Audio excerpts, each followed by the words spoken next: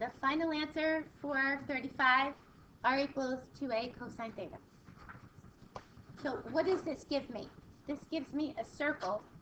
This rectangular one gives me a circle, and a, don't let a throw you off. And a can be just any number. So the 2 is like a standard thing, just because you can't have it as a 1. So, you can, but the a just says, I can put any number in here. So what happens is, this is offset. So your center is not at 0, 0. The x is going to be offset a little bit. Graph this. Graph this in your polar and see what you get. I think we graphed a couple of these yesterday. So graph this in your polar. So you just put 2 cosine. So you can put 2, like, let's make a be 3. So let's put c cosine theta. 6 cosine theta. And graph it. So again, you get a circle. Zoom 5 will get you a little bit more of a circle. So I offset it. I offset just the x, right? The y stayed at the 0. So it is what we expected to see. But have you ever been able to graph a circle and you're putting old y equal? No. So polar is nice. And polar is just a series of concentric circles, which radiuses are changing. You just can't make your radius 0 because you're at the pole, you don't have a circle. So just be careful on that part. Alright, these guys, you have a line y equals 4. You only have one thing to substitute in here. For y, I use r sine. Solve for r, and when I do this, if you want to pull this out and make it a cosecant, if you want to leave it like this, that's fine too. Okay? X is equal to 10. You have one thing to substitute for x, and solve for r. Make sense? And plot these in your polar to make sure they look like that. They should be identical. We're just converting. You have to switch it to cosine. No, no, you don't have to. You can. You can if you like. I just said you can if you want. You can leave it like that. Okay. This next guy also.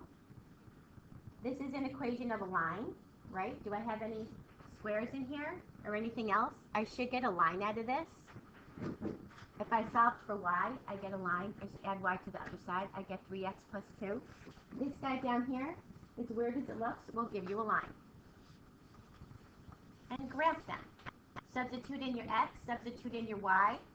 Pull out your r, because you have to solve for r. Your polar just says r equals. And whatever it looks like, that is it. Substitute. You only have two things. X is equal to r cosine theta. Y is equal to r sine theta.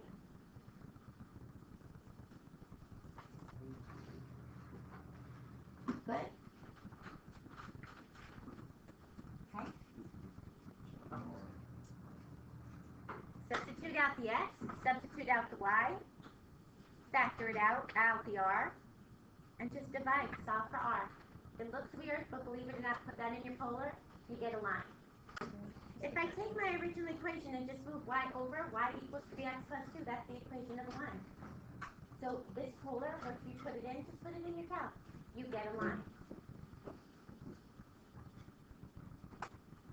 It just looks weird. We don't expect it to look like that. And it graphs a little funny sometimes. Okay? So today, polar to rectangular. Last part ever.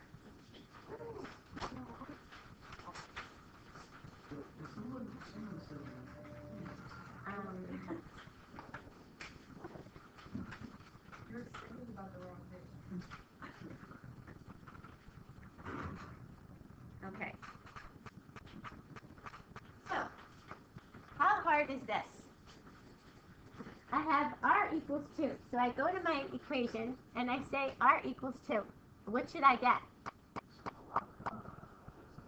A circle with a radius of 2. Okay?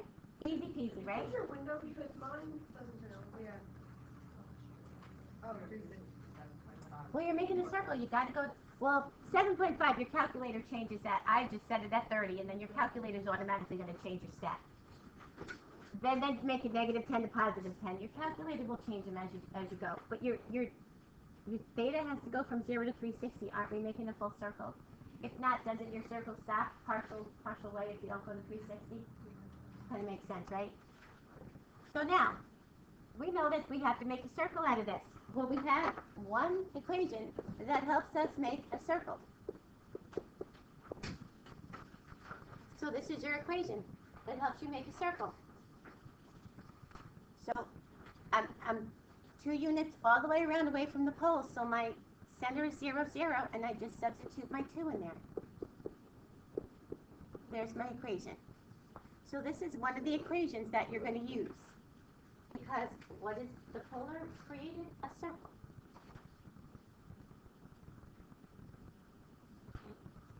This one's a little different. I have an angle. I have an angle that's how many degrees? 60. So it's coming from here. It's going like this. So how do I know that? Because I go to my,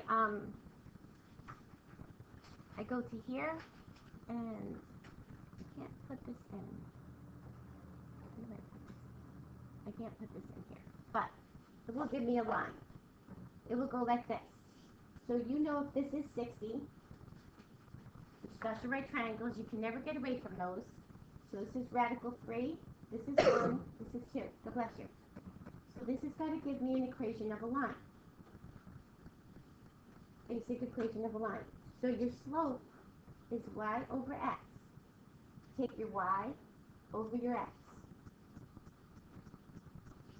And you pass through, well, this comes through, what number? What do I pass through? 0. So do I need to put 0? So there's your equation. This is the equation of a line.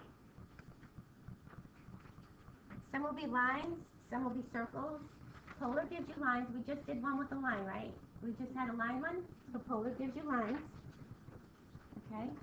So sometimes, like this, the slope is kind of like, what other thing does that look like in terms of angles that you know? Tangent. Good. So it's just a tangent. Okay, so this kind of goes back to what we did before when we were converting your points. There's not a lot that we can do with these. The next one, let's see what this looks like. 4 cosine theta. So let's see what we're supposed to get. We're supposed to get a circle. So I know somewhere, God bless you. Thank you. I know somewhere this is here too.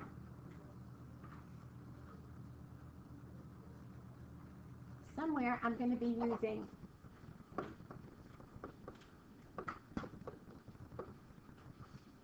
I'm going to be using my circle formula. You're going to have to get a circle. Well, you can kind of cheat a little bit too, but if you kind of work with this a little bit, let's see. What's the easiest way to tell you to do this? If I need to get here, and the only way I can get my x out of this, what do I substitute in for x? R cosine theta. And I also need my y, which is fine. We'll get to the y. I'll put it here. We don't have that sitting here right now. We just have this guy sitting here.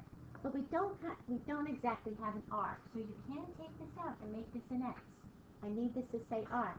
And I also need this to say r squared. So what do you think we could do? Oh, multiply both sides by r. Make it have an r in there. Don't take this cosine out because it has to say r cosine. But if we do this, now can I take this out and put my x in here? Okay, and now what else is equal to r squared? X squared plus y squared. So can I replace this? This is the easiest way to do this one. I replace this.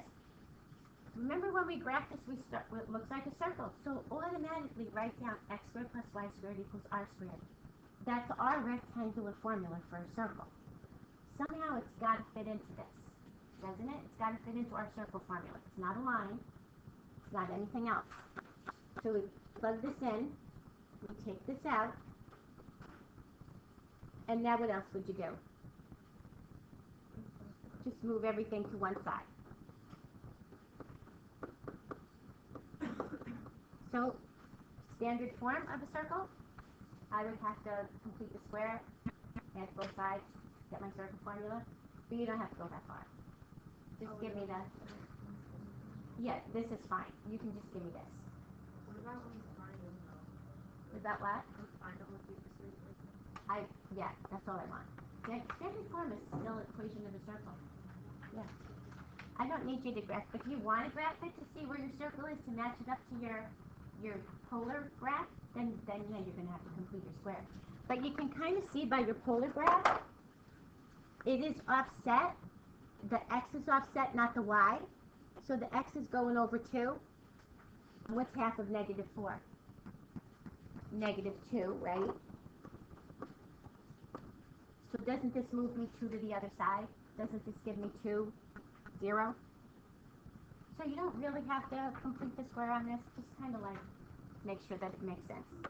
And you don't have to do this one. I don't know.